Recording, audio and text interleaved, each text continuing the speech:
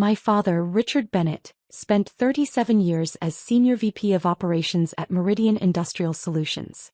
He made $340,000 annually, drove a leased Mercedes S-Class, and belonged to the Westshore Country Club where membership cost $85,000 initiation plus $12,000 yearly dues. He built his identity on corporate hierarchy, executive status, and the carefully curated image of success. I'm Marcus Bennett. I'm 32 years old. For the past decade, my father introduced me at family gatherings the same way. This is Marcus. He does government work. Data entry, I think. He wasn't entirely wrong. I did work for the government, just not the way he imagined. The disappointment started early. I graduated from MIT with a degree in aerospace engineering and cryptographic systems. Dad attended my graduation but left before the reception when he learned I'd accepted a position with a minor government contractor, instead of Boeing or Lockheed Martin's corporate headquarters. Government work, he said with visible distaste. Marcus, I raised you for executive leadership, not middle management bureaucracy. It's interesting work, Dad. Interesting doesn't build legacy.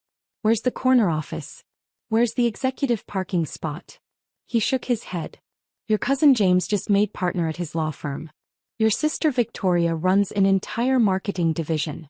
And you're filing paperwork for mid-level government contracts. I didn't correct him. My actual role was lead systems architect for classified aerospace defense contracts. My security clearance was TS/SCI with additional compartmented access.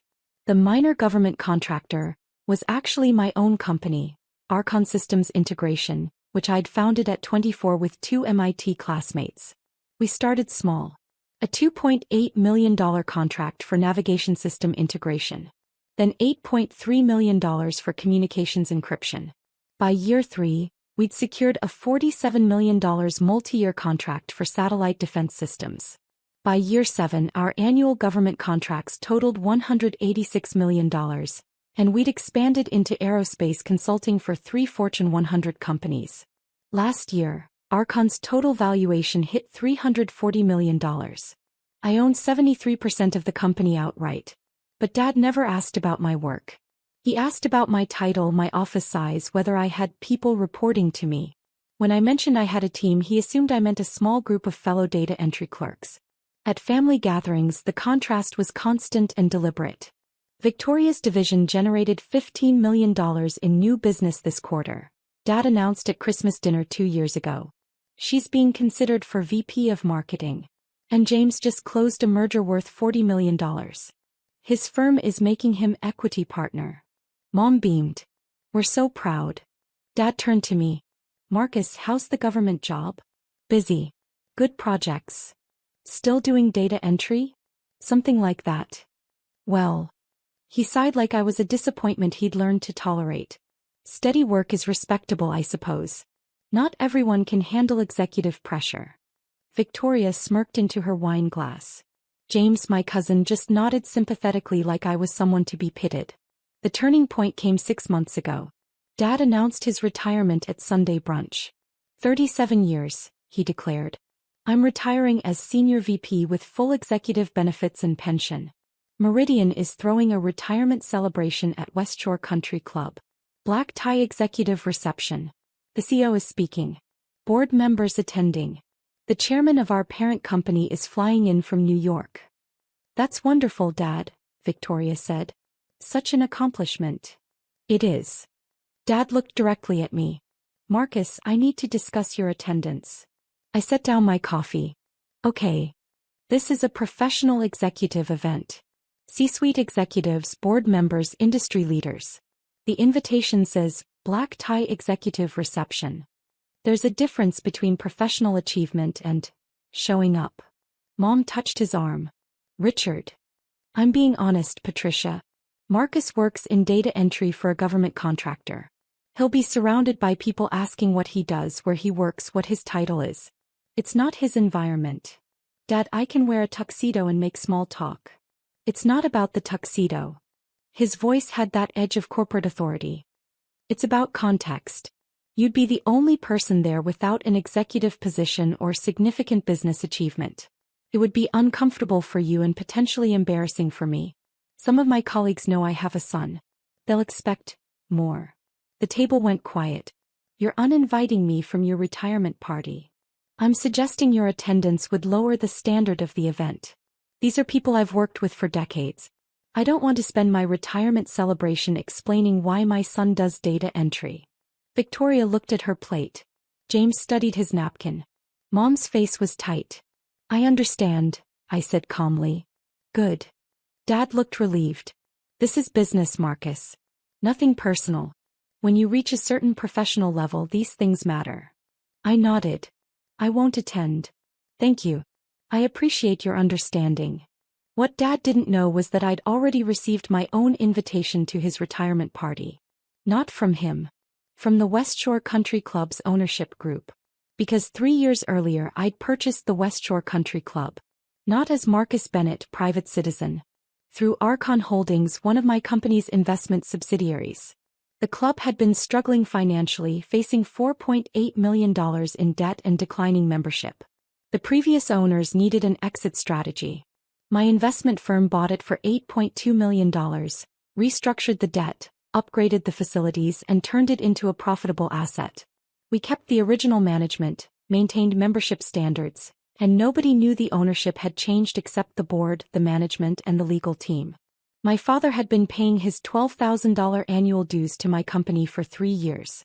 He'd been dining at my restaurant, playing golf on my course, and networking in my lounges while calling me a disappointment. The irony was something I'd chosen to keep private. Till now. The day after Dad uninvited me, I called my head of security at West Shore. James, I said. I need to discuss the Bennett retirement reception. Sir. Evening of the 24th. We've got the Platinum Lounge reserved, full catering, valet service. Your father's company booked it 8 weeks ago. I'm aware. I need you to personally handle entrance management that evening. Of course. Any specific concerns? Richard Bennett is the guest of honor. He'll be arriving around 6:30 p.m. When he tries to enter the Platinum Lounge, I need you to stop him. There was a pause. Sir. The Platinum Lounge is owner-reserved space. My father doesn't know I own the club. He's about to learn. When he arrives, inform him that the Platinum section requires owner authorization for entry. Don't let him through until he asks the right questions. James was quiet for 3 seconds. Understood, sir. And when he asks who the owner is, tell him the owner is already inside. Then call me. I'll handle the rest. Yes, sir. I hung up and opened my email. The invitation Dad had sent was still there. Black tie executive reception. Regrets only. I replied with one word, okay. Then I called my executive assistant at Archon. Michelle, I need you to prepare a portfolio. What kind? Everything. Company valuation, government contracts, facility clearances, client list. The unclassified portions. Include the West Shore Country Club acquisition documents, financial statements for the past 3 years, and my personal net worth summary. Print it in a leather binder. I need it by the 24th. The day of your father's retirement party. Exactly. The evening of April 24th was clear and cool. I arrived at West Shore at 6 p.m., 30 minutes before the official reception start time. I wore a custom Tom Ford tuxedo Patek Philippe watch, and carried the leather portfolio Michelle had prepared. James met me at the private owner's entrance. Good evening, Mr. Bennett. Evening, James. Is everything ready? Sir. The Platinum Lounge is fully set up. Catering is in place. Your father's party is expected at 6:30. I'll be stationed at the main entrance to the Platinum section. Perfect. I'll be inside. When my father arrives, follow the plan exactly. Understood, sir. I entered the Platinum Lounge through the private corridor. The space was impeccable. Floor-to-ceiling windows overlooking the golf course, crystal chandeliers, private bar, seating for 80 guests. My company had spent $340,000 renovating this room alone.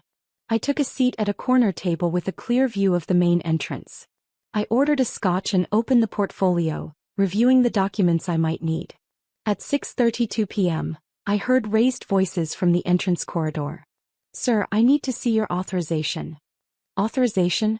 I'm the guest of honor. This is my retirement party. That was Dad's voice, already frustrated. I set down my scotch and waited. I understand, sir, but the Platinum Lounge is reserved exclusively for the owner's guests this evening.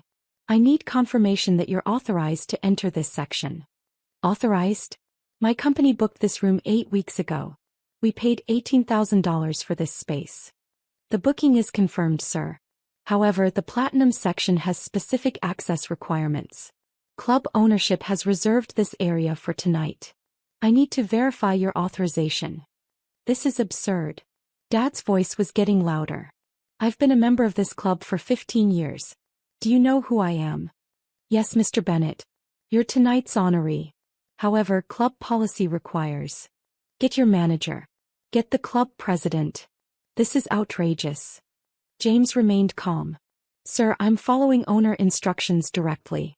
The owner of Westshore Country Club has reserved this section.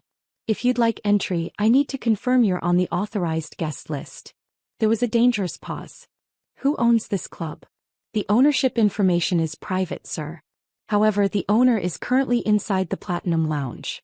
Would you like me to inquire about your authorization? Yes. Immediately. I heard James speak quietly into his radio. Security to owner. Mr. Richard Bennett is at the Platinum entrance requesting authorization. I stood, straightened my jacket and walked toward the entrance. The portfolio remained on my table. I wouldn't need it yet. The corridor opened into the entrance foyer. Dad stood facing James, red-faced and furious. He was wearing a tuxedo, looking every inch the successful executive. Mom stood behind him, looking uncomfortable. Victoria and her husband were there, along with about 20 other guests, all dressed formally, all looking confused and irritated. Dad was mid-sentence when he saw me. And I want to speak to whoever owns this club right now because this is the most unprofessional. He stopped. His face went through 3 expressions: confusion, recognition, and dismissal. Marcus, what are you doing here? I told you not to attend. I smiled politely. Hello, Dad. Victoria. You weren't invited, Dad said sharply. This is an executive event. I'm aware. Then why are you here? And why are you inside the Platinum Lounge? He turned to James. This is my son. He's not authorized to be here either. He works in government data entry. James looked at me. I gave him a small nod. Mr. Bennett, James said carefully. This is Marcus Bennett. He owns Westshore Country Club. The corridor went completely silent. Dad stared at James. What? Marcus Bennett is the owner of this facility. He purchased it 3 years ago through Archon Holdings. He's authorized to be anywhere on the property. In fact, he authorized tonight's event. Dad's face went pale. That's impossible. I can provide documentation if needed, sir. Dad turned to me slowly. You own this club? Yes. You own Westshore Country Club. Through one of my investment companies, yes. We acquired it 3 years ago when the previous owners faced financial difficulties. We've invested about $3.2 million in renovations and improvements since then. Your investment company? Archon Holdings. It's a subsidiary of Archon Systems Integration. That's my primary company. Mom's hand went to her mouth. Victoria's face had gone white. Dad's voice was very quiet. Your government data entry job. I don't do data entry, Dad. I'm the founder and CEO of Archon Systems Integration. We're a defense aerospace contractor specializing in classified satellite and communications systems. We hold $186 million in active government contracts. Last year our company valuation was $340 million. I own 73% of it. The number hit him like a physical blow. You're saying you're worth. Personally, about $248 million, not including real estate holdings and other investments. Including this club, which we purchased for $8.2 million and is now valued at approximately $11.7 million. Dad grabbed the wall for support. You've been paying your membership dues to my company for 3 years, I continued calmly. The $12,000 annual fee the restaurant charges, the golf course fees. All of it. You've been dining at my restaurant, playing on my golf course and networking in my facilities while telling everyone I do data entry. I didn't know. You never asked, Dad. You asked about my title, my office size, whether I had a corner window. You never asked what I actually do. You assumed. And when your assumption made me seem disappointing, you stopped asking altogether. Victoria found her voice. Marcus, we had no idea. Of course you didn't. Because none of you wanted to know. Dad introduced me as government data entry for 10 years. At family dinners, at Christmas, at every gathering, I was the disappointment. The one who didn't meet the executive standard. Dad was shaking his head. But you never corrected me. You never said. I said I had interesting work. I said my team was growing. I said we had good projects. You heard what you wanted to hear. Why didn't you just tell me? I looked at him for a long moment. Because I wanted to see if you'd ask. If you'd show interest in my life beyond measuring it against your corporate hierarchy. You never did. For 10 years you never once asked about my actual work. You just assumed I'd failed to meet your standards. Mom was crying now. Marcus, we're so sorry.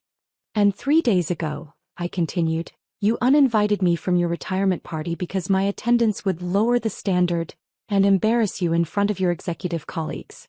You were worried someone might ask what I do and you'd have to explain your disappointing son. Dad's voice was barely a whisper. I didn't know. You didn't want to know. I turned to James. Please escort Mr. Bennett and his guests into the Platinum Lounge. They're authorized for tonight's event. It's his retirement party. He should enjoy it. Yes, sir. I started walking back toward the lounge. Marcus, wait. I stopped but didn't turn around. Your retirement celebration starts in 15 minutes, Dad. The CEO of your company is about to arrive. The board chairman is flying in from New York. You worked 37 years for this moment. Don't waste it. But I need to apologize. You need to celebrate your retirement. We'll talk later. Or not. Right now you have guests arriving. I walked back into the Platinum Lounge. Behind me I heard James quietly directing Dad's guests inside. I returned to my corner table, picked up my scotch and waited. The next hour was fascinating. Dad's colleagues arrived. The CEO of Meridian Industrial Solutions, the board members, the chairman from New York. They entered the Platinum Lounge and within 10 minutes, 3 of them had approached my table. Marcus Bennett? Tom Hargrove, CEO of Meridian. He extended his hand. I didn't realize you'd be here tonight. I shook his hand. Richard Bennett is my father. It's his retirement party. Of course, but I meant, your company does exceptional work. We've been trying to get a meeting with Archon Systems for 6 months. Our aerospace division has a project that could benefit from your cryptographic expertise. We can arrange a meeting. Have your people contact my office. He nodded enthusiastically. Absolutely. And I have to say, this facility is remarkable. The renovations you've done are extraordinary. Best private club in the state. Thank you. He glanced toward where Dad stood, pale and shaken, surrounded by well-wishers who didn't yet understand what had happened. Richard never mentioned his son owned the club. I don't think he knew. Tom Hargrove's eyebrows rose. He didn't know his own son owned a $340 million aerospace company? We don't talk much about work. That's unfortunate. He paused. Well, congratulations on your success. You've built something remarkable. 2 more executives approached within the next 20 minutes. Both knew my company. Both wanted meetings. Both seemed confused about why Dad had never mentioned me. I watched Dad across the room. He kept glancing at me, then away, then back. His retirement speech was scheduled for 8 p.m. He looked like a man whose entire worldview had just collapsed. At 7:45, Mom approached my table alone. Marcus, may I sit? Of course. She sat carefully, her hands folded in her lap. I don't know what to say. You don't need to say anything, Mom. Yes, I do. Her voice cracked. We failed you. Your father and I both. We were so focused on what we thought success looked like that we couldn't see what you were actually building. You saw what Dad wanted to see. That's not an excuse. She wiped her eyes. You built an extraordinary company. You've achieved more than any of us imagined. And we made you feel small because it didn't fit our narrow definition of success. I never needed you to understand my work, Mom. I needed you to trust that I knew what I was doing. We should have trusted you. Yes. She was quiet for a moment. Your father's speech is in 15 minutes. He's terrified. He doesn't know what to say. He should give the speech he prepared. This is his night. His retirement. He earned it. After what he said to you. He spent 37 years building his career. That matters. Tonight should celebrate that. We can deal with our relationship later. Mom squeezed my hand. You're a better man than we deserved. She stood and walked back to Dad. I saw them talk quietly. Dad looked at me again and this time I nodded. He needed to move forward with his evening. At 8 p.m. the CEO of Meridian called for attention. The room quieted. Dad walked to the small podium that had been set up near the windows. He looked out at the crowd of colleagues, executives and board members. Then he looked at me. 37 years ago, he began, I started at Meridian as a junior operations manager. I was 26 years old, hungry to prove myself, determined to climb the ladder. I believed success meant titles, corner offices, executive parking spots. I built my career on that foundation. He paused. Tonight, I'm retiring as Senior VP of Operations. I reached the executive level I dreamed about. I earned the titles I wanted. By every measure I set for myself, I succeeded. His voice changed. But tonight I also learned that I failed to recognize success when it was sitting in my own home. My son Marcus is in this room. He's the owner of this club. More importantly, he's the founder and CEO of a $340 million aerospace defense company. He built it from nothing while I told people he did data entry. The room was completely silent. For 10 years I measured his success by my standards. I looked for corner offices and executive titles. I never asked about the classified government contracts, the defense systems, the aerospace innovations he was creating. I saw what I wanted to see and what I saw disappointed me. Dad's hands gripped the podium. 3 days ago, I uninvited him from this party because I was embarrassed by what I thought he did. I told him his attendance would lower the standard of this event. Tonight I learned he owns the venue. He authorized this entire celebration. And every executive in this room seems to know his company and want to work with him. Someone in the crowd actually gasped. So before I talk about my 37 years at Meridian, I need to say this. Dad looked directly at me. Marcus, I'm sorry. I'm sorry for dismissing your achievements. I'm sorry for never asking about your work. I'm sorry for measuring you by standards that don't matter. You built something extraordinary and I was too blind to see it. The room was absolutely still. You were right, Dad continued quietly. I didn't want to know. Because knowing would have meant admitting I was wrong about what success looks like. It would have meant recognizing that you surpassed everything I achieved, and you did it quietly without the titles and recognition I craved. He paused. I don't know if you can forgive me, but I hope tonight on what should be my celebration, you understand that I finally see you. And I'm proud. Not of your money or your company or your success. I'm proud that despite having a father who couldn't see your worth, you built something meaningful anyway. Dad stepped back from the podium. The room erupted in applause, but he wasn't looking at them.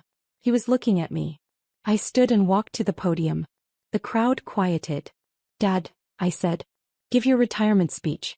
You earned this night. We'll talk tomorrow. But tonight is yours. He nodded slowly.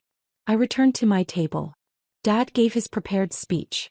He talked about his career, his colleagues, his journey from junior manager to senior VP.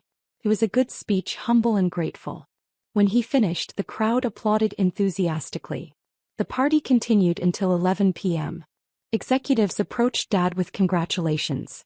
Several approached me with business cards and meeting requests. Victoria hugged me awkwardly and apologized 3 times. Mom cried again. At 10:45, as guests were leaving, Dad approached my table one last time. Can we have coffee tomorrow? Sure. At my house. I thought about it. No. Let's meet at the club. 9 a.m. We can talk in the owner's private dining room. He nodded. I'll be there. Dad. Yes. You didn't fail. You built a successful career. You raised 3 kids. You provided for your family. That matters. We just need to redefine what success means to both of us. His eyes filled. Thank you. He left with Mom. Victoria and her husband followed. The remaining guests filtered out. By 11:15 I was alone in the Platinum Lounge. James appeared. Quite an evening, sir. Yes. Will Mr. Bennett be returning? Tomorrow morning. We're having coffee. I'll have the private dining room prepared. Thank you, James. I walked through the empty lounge, past the tables that had held Dad's retirement celebration, out to the private corridor. My car was waiting. I drove home to my house in Brookfield Heights, a $2.8 million property I'd purchased with my first major contract payout. The next morning I arrived at West Shore at 8:50 a.m. James had the private dining room set up with coffee, pastries, and a quiet space for conversation. Dad arrived at exactly 9 a.m. He looked tired but steady. We sat. I poured coffee. I brought something, Dad said. He pulled out a folder. This is every family photo I have of you. Christmas, graduations, birthdays. 32 years of photos. He spread them on the table. Last night I went through them all. You know what I realized? In almost every picture you're smiling. You look happy. Confident. Like you knew exactly who you were and where you were going. I never saw it. I was so focused on what I thought you should be that I never saw who you actually were. Dad. Let me finish. He took a breath. I built my entire identity on corporate hierarchy. When you didn't follow that path, I thought you'd failed. But you didn't fail. You just succeeded differently. You built something bigger than anything I ever imagined, and you did it while I was calling you a disappointment. You weren't entirely wrong, I said. I could have told you about my company years ago. I chose not to. Partly because you weren't asking, but partly because I wanted to see if you'd value me without the success markers you cared about. That's fair. But Dad, you need to understand something. Your career wasn't less valuable because mine turned out differently. You worked 37 years at a company. You provided for your family. You earned your retirement. That matters. But I hurt you. Yes. And I don't know how to fix that. I was quiet for a moment. You start by asking about my work. Really asking. Not about titles or office size. About what I actually do, why it matters, what challenges I'm solving. Okay. And you stop measuring success by corporate hierarchy. Victoria's marketing success is valuable. Your career was valuable. My company is valuable. They're just different paths. Dad nodded slowly. Can I ask now? About your work. Yes. What do you actually do? I smiled. I design cryptographic systems for classified defense satellites. My team of 47 engineers builds secure communication networks that protect national security infrastructure. We integrate aerospace systems that coordinate defense operations across multiple agencies. That sounds incredible. It is. It's complex, challenging work. I love it. Why didn't you tell me? Most of it's classified. I can't discuss specifics. But also, you never asked about the work itself. You asked about titles and hierarchy.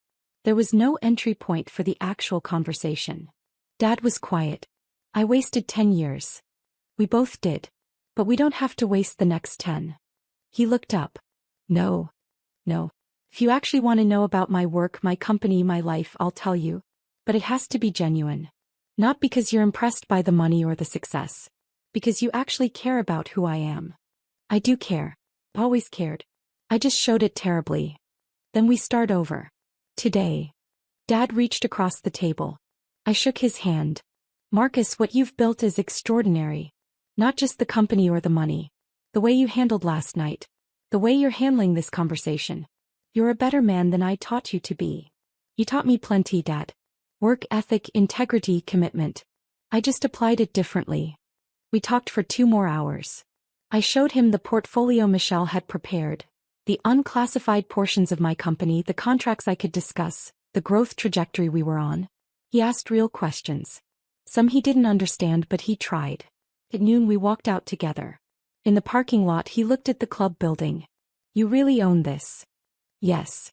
It's remarkable what you've built. Thank you. Marcus. Yeah. Can I tell people about your company now? Or is it still classified? I smiled. The company itself isn't classified. You can tell anyone you want. Good. Because I'm pretty sure half the executives from last night want to work with you, and I'd like to brag about my son for once.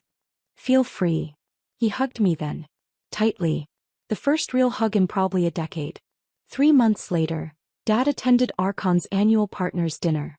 I introduced him to my team, my business partners, the government liaisons I could acknowledge publicly. He asked questions, listened carefully, and at one point whispered to me, I had no idea this is what you were building. How you know? I'm sorry it took so long. It's okay, Dad. We got here eventually. Victoria started asking about my work too. Real questions, not just polite interest. Mom visited my office and met my team. Slowly, carefully, my family started seeing me as I actually was, not as they'd assumed I'd be. And Dad? He updated how he introduced me. Now this is my son Marcus. He founded and runs a defense aerospace company. He's doing classified work I barely understand, but it's extraordinary. Want to hear about it? I still own West Shore Country Club. Dad still plays golf there every Saturday. But now when he signs the restaurant check or books the conference room, he smiles and says, "My son owns this place, you know." Last week we had coffee again in the owner's private dining room. Dad asked about a new contract we just won. $73 million for satellite defense integration. I explained what I could. He listened carefully, asked good questions, and at the end said, "I'm proud of you, Marcus. Not because of the money or the success.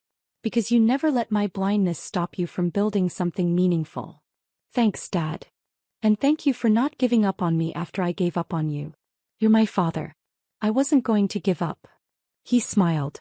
"Even after I uninvited you from my own retirement party? Even then." We finished our coffee in the club I own, surrounded by the success I built, finally understanding each other after 10 years of missing the point. Sometimes the best reversals aren't about humiliation or revenge. Sometimes they're about finally being seen for who you actually are. And sometimes that's enough.